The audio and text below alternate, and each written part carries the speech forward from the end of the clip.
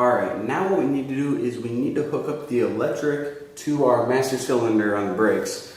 Now, there are a lot of different reasons why you need electricity going to your brakes. First of all, if you ever heard of anti-lock brakes, what they are is pretty much brakes. It pretty much resembles pumping your brake like 1,000 times faster than your foot, kind of like boom, boom, boom, boom, boom. And whenever you do this, then what it does is it helps to prevent skidding and stuff. So whenever you have anti-lock brakes, you need electric because there's a solenoid in your brakes, and what it does is it releases that brake or hydraulic brake fluid in short little bursts.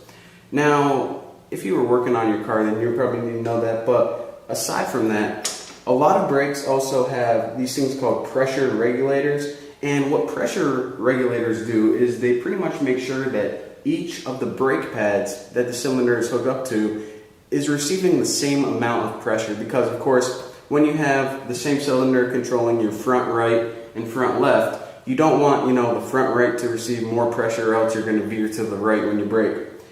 Aside from that, if you're working on a huge vehicle like a truck or something, or a car, I guess, they have power brakes, and what a power brake does is whenever you're pressing the brake itself, it pretty much just amplifies this pressure, and it pretty much takes whatever pressure you're doing, amplifies it, and then it increases the amount of power going to the brakes. But this thing right here, what we're about to hook up, all this is a little brake indicator, which basically is a sensor that waits for you to press the brake, and once it does, it's gonna kick off a sensor and pretty much complete the circuit. And then whenever we install the roll bar, you can see that there are little lights on the top. Pretty much whenever you hit your brakes and the brake lights come on, that's what this is right here.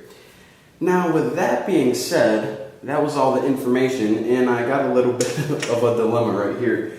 Usually they have on the cylinder right here symbols that'll tell you which one of these wires go where. So I looked at it and I noticed that these, you probably can't see it on YouTube, but the symbols are actually in Chinese. So I don't know which one goes where, to be completely honest. So I guess what I have to do is pretty much just screw these in randomly, unless I want to learn Chinese or something. So I'm just going to go ahead and screw these in randomly. Hey, I got a 50-50 shot at this.